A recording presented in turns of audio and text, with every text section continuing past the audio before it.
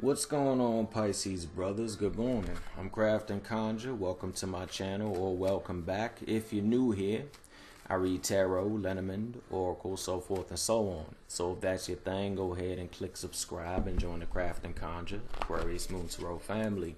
Also, make sure you hit the bell so you'll be notified when I upload a video. We're about to jump into the energy of the Pisces brothers, singles, or in a relationship, sun, moon, and rising. This is a general reading, so please take what resonates and discard the rest. For those into numerology, look into 7. And I heard don't go too Neptunian on me. The Piscean women know what I'm talking about. It's good to have those deep thoughts within self in the realms of Neptune and the moon and everything, but you gotta take those thoughts and apply it to action. Because if you don't take that and apply it to action, it's just fantasy. A dream can't become a reality until you put in the grind time. Alright? 5 for those into numerology. Leo, Taurus, Virgo for those in a relationship, or cross watchers, how you doing?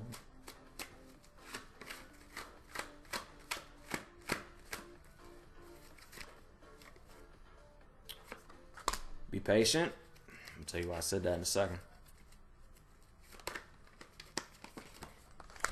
Stand fast in your tradition and what you believe in.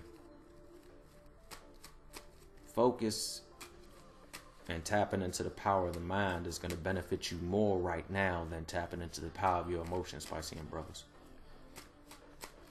Because we're rolling with the 3 of Wands and you just standing there looking at your ships. But also you're really anxious for those ships to come in. I mean, who the fuck isn't anxious when your ships are coming in? But that anxious energy is actually making the captain of your ship say, okay, slow it on down. You have to stay balanced. Stay in the energy of the high priest. For those deep into their meditation, so forth and so on, rebalance the masculine and feminine energies within self. I heard start your daily rituals again. For those looking for a ritual to get into, the lesser banishing ritual of the pentagram is also an excellent ritual for you to get into. Helps you align to the elements. Helps you align to yourself. The hexagram ritual is also good. That's great if you want to align with the planetary currents. So that's just a suggestion for those that resonate with that. All right. But by getting back into that as above, so below energy, that high priest energy, that hierophant energy, so forth and so on, your ships will come popping right in for you. So it's kind of like, get back to what you was doing. Take a moment, think about it, and then get back to what you was doing. Whoa. Okay, we're not going to the universe.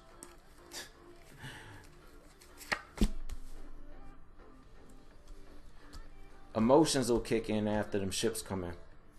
And I don't mean you gotta stay. Yeah. You don't have to juggle right now. Just choose your mind power. Because if you don't, you choose your emotions over your mind, you're gonna have a real bad ending. Yeah. Yeah. Alright, so let's get into this. We're rolling with the three of Wands energy and the high priest energy. That's all about tradition and structure. The high priest is about tradition and structure, so forth and so on. Family, does everything legal, you know. And the three of Wands, your ships are coming in, so forth and so on. But you know, you really took time to build that structure while you were waiting for your ships to come in. And now that they're coming in, don't abandon that structure. Stay to the A, B, C, and D, even if you're starting to get bored with it, because E, F, and G are going to be quite abundant. Stay balanced within self, within the masculine and feminine currents. If you work with the moon, make sure you work with the sun. If you work with the sun, make sure you work with the moon, because the sun, belief by popular demand, is, you know, in certain traditions it's masculine, in certain traditions it's feminine, just as in certain traditions the moon is masculine, and in certain traditions it's feminine. You know, we got plenty of goddesses of the sun and gods of the moon, but also the sun can also really light an emotional fire under your ass. I mean, it can be refined, but imagine what happens when the sun implodes. Well, Earth doesn't do too well, does it? No, no one does. So, in fact, no one does well. So just stay balanced within that, because when your ships come in, you're going to have some great energies. You got the Six of Cups. You're going to have some great energy, some great people to fellowship with, so forth and so on, etc., etc., etc.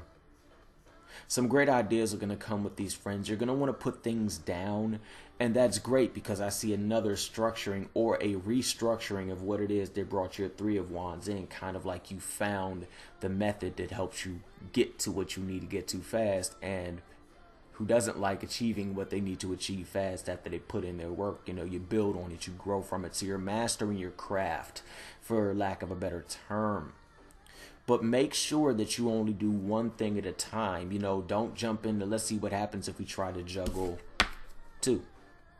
Because if you try to juggle two, well, and as well as this. Okay. So don't juggle, because that's going to keep you up at night. You're going to take on more than you can chew, basically. And it's going to be kind of like a, damn, I got to quit something, because I'm sensing that you're not a quitter. I'm sensing that you have that energy and you're like, I'm going to make it happen. Like if you have a deadline, you will achieve it no matter if you got to drink 14 cups of coffee or not to get there. But also, by juggling, you are still a human being, bruh, and you can actually walk directly into the Nine of Swords, wondering, did you put enough time into it? Is it as solid as the other things that brought in your ships, so forth and so on? Did you structure it right? Did you restructure it right, so forth and so on? And also, you're going to pick up an Eight of Swords energy, and that's not good, because that's binded off, that's turned away from everything, that's shut down, that's like, screw it, so forth and so on. But don't fret too much, because if you do, because I sense, you know, we're all human, a few might say, I'm going to do it anyway. And you end up in that energy, you will also end up in the Four of Cups. But don't worry, because if you do decide to go this route, the universe is actually going to throw you a lifeline, and it's going to be the whole Three of Wands again. It's going to be a repeat. Like, okay, let's go do that again. All right, let's go try that again. Let's just not do the Two of Pentacles this time, and the Nine of Swords and the Eight of Swords. Let's just stick with the High Priest energy, okay?